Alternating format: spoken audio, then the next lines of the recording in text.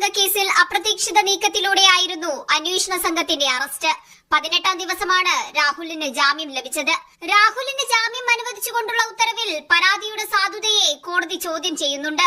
വിവാഹ വാഗ്ദാനം ചെയ്ത് യുവതിയെ രാഹുൽ പീഡിപ്പിച്ചെന്നായിരുന്നു പോലീസിന്റെ കേസ്. എന്നാൽ പരാതിക്കാരി വിവാഹിതയായിരുന്നുവെന്ന വിവരമാണ് കോടതി ചൂണ്ടിക്കാണിക്കുന്നത്. ബലാത്സംഗത്തിനിരയായി എന്ന് പറഞ്ഞിട്ടും യുവതിക്ക് രാഹുലുമായി ബന്ധമുണ്ട്. സാമ്പത്തിക ഇടപാടുകളും നടന്നു. ഫ്ളാറ്റ് വാങ്ങാനും പദ്ധതിയിട്ടിരുന്നതായും കോടതി ചൂണ്ടിക്കാട്ടി.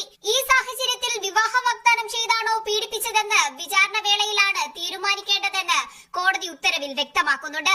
രാഹുലിനെതിരെ മറ്റു പരാതികൾ വന്നതിനു ശേഷമാണ് യുവതി പോലീസിനെ സമീപിക്കുന്നത്.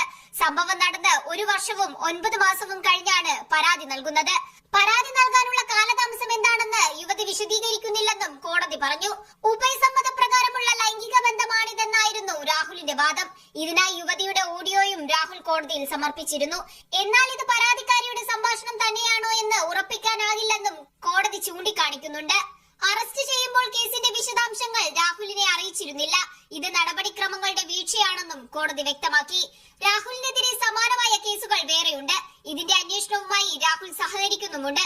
അതിനാൽ രാഹുൽ ഒളിവിൽ പോകുമെന്ന വാദം അംഗീകരിക്കാനാവില്ല. വിദേശത്തുള്ള പരാതിക്കാരിയെ രാഹുൽ സ്വാധീനിക്കുന്നത് എങ്ങനെയാണെന്നും കോടതി ചോദിച്ചു. അന്വേഷണ സംഘത്തിന് മുന്നിൽ ചോദ്യം ചെയ്യാനായി ഹാജരാകണമടക്കമുള്ള വ്യവസ്ഥകളോടെയാണ് രാഹുലിന് പത്തനംതിട്ട ജില്ലാ കോടതി ജാമ്യം അനുവദിച്ചത്.